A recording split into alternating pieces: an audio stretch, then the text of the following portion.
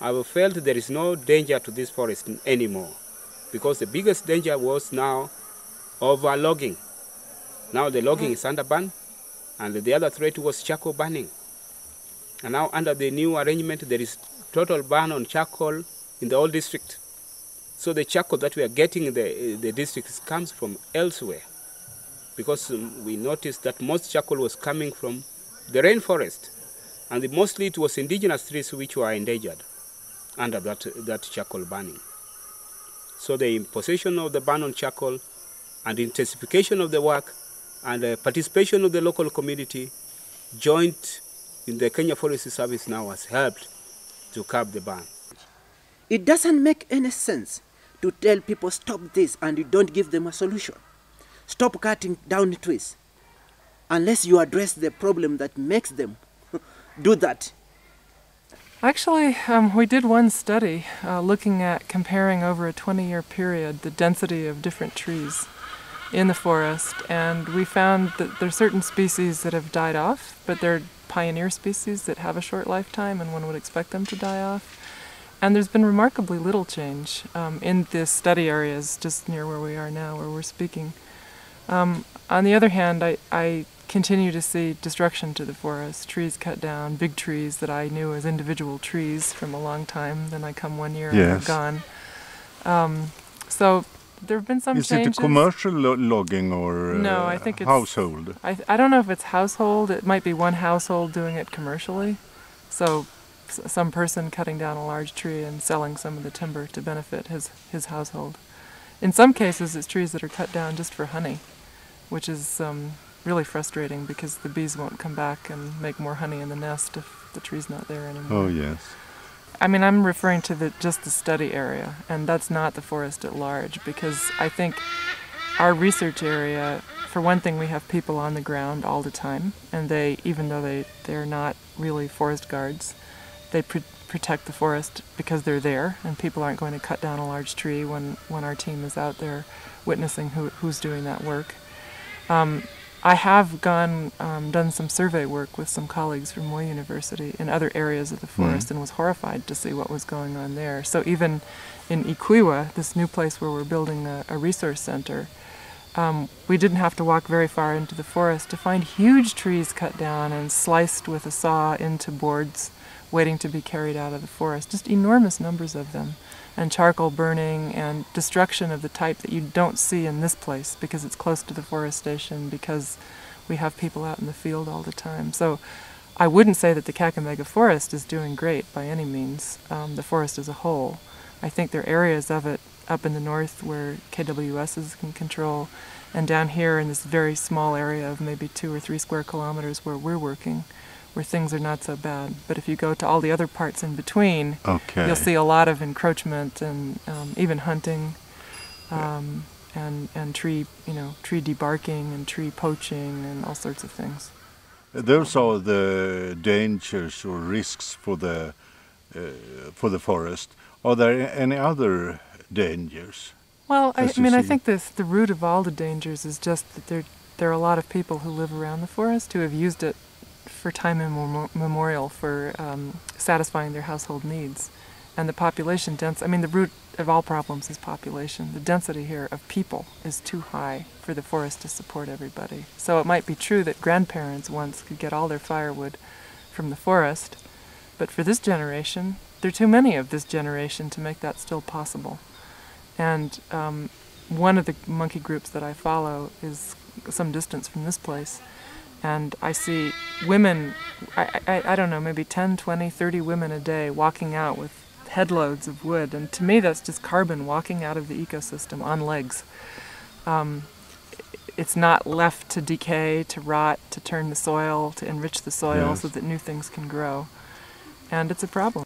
Poverty level is high here, and the only thing most people engage in is charcoal burning or timber splitting. We come up with a project that is environmental friendly, which can make also people earn a living, like butterfly farming. Now, since whoever comes to the forest to burn charcoal is coming because he want to make some money. He's doing that because he want to make some money. If you give him this money, I think he will not engage in charcoal burning. That's why we come up with such project. The remaining threat to the forest is firewood. It's the biggest threat. I don't say that it is a threat at the moment, but I'm looking at the future of the forest.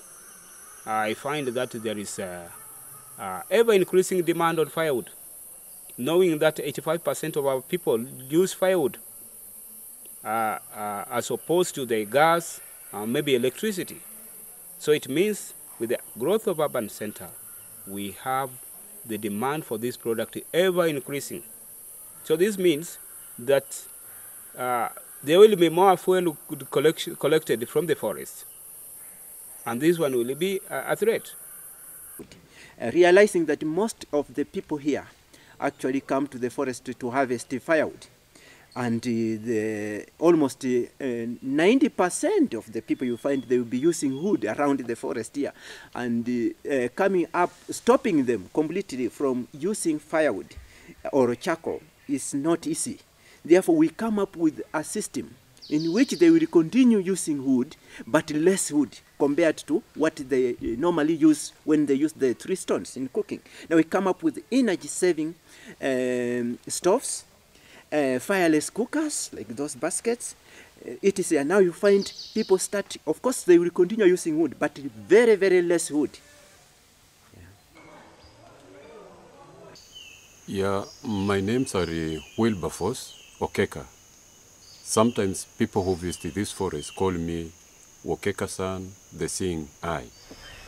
1995, the jungle guide Wilberforce Okeka took the future of the forest in his own hands and started to teach local school children the problems and possibilities of the forest. Today, more than 10,000 school children have passed the education. First, I moved to Kakamega Forest in 1981. And from 1981, I worked with the foresters, forest guides, and the local people, old men who live around here. After gaining the valuable knowledge, I decided to pass the knowledge to the young people.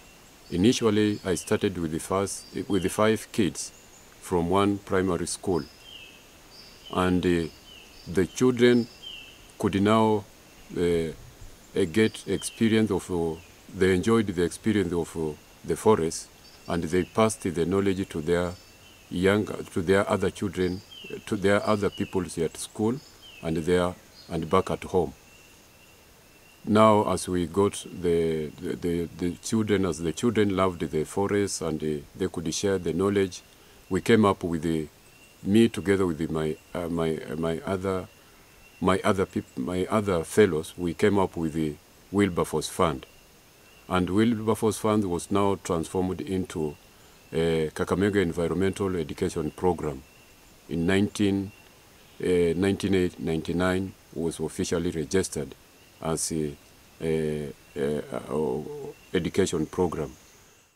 The education activities was turned into what is now known as KEEP, Kakamega Environmental Education Program, a small local and democratic grassroots organization with a very clear vision and advanced conservation and development projects. But before telling about the conservation projects, here are some examples of the education activities some days in June 2007.